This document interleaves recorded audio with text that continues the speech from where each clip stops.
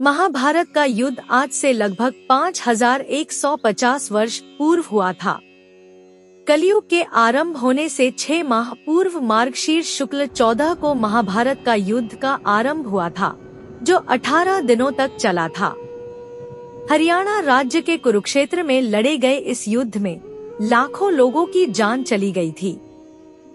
इस युद्ध में कौरवों की ओर से 11 और पांडवों की 7 अंशोहिनी अर्थात 18 अंशोहिनी सेना ने लड़ाई लड़ी थी। इस युद्ध में 18 ही योद्धा जीवित बचे थे। माना जाता है कि महाभारत युद्ध में एकमात्र जीवित बचा कौरव युयुत्सु था और 24,165 कौरव सैनिक लापता हो गए थे। युद्ध के पहले दिन का हाल जानिए। महाभारत का प्रथम दिन का युद्ध। इस युद्ध का हाल धृतराष्ट्र को संजय सुना रहे थे। एक और कौरव सेना खड़ी थी तो दूसरी ओर पांडवों की सेना।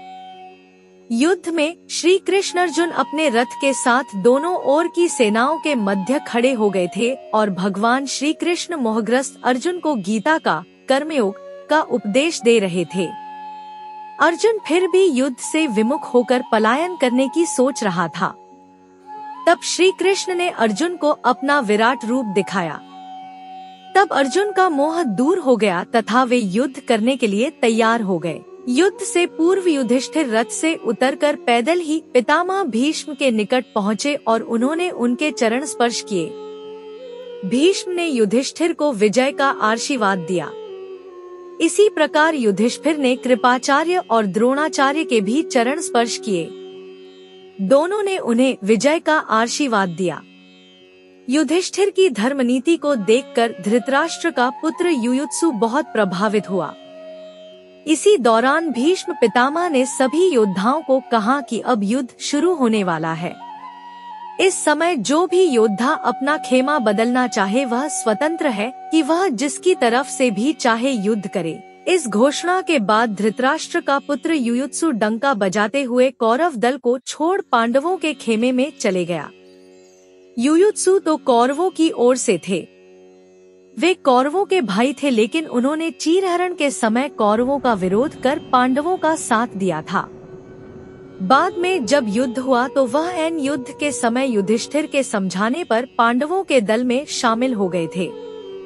अपने खेमे में आने के बाद युधिष्ठिर ने एक विशेष रणनीति के तहत युयुत्सु को सीधे युद्ध के मैदान में नहीं उतारा, बल्कि उनकी योग्यता को देखते हुए उसे योद्धाओं के लिए हथियारों और रसद की आपूर्ति व्यवस्था का प्रबंध देखने के लिए नियुक्त किया। श्री कृष्ण के उपदेश के बाद अर्जुन ने देवदत्त नामक शंख बजाकर युद्ध की घोषणा की।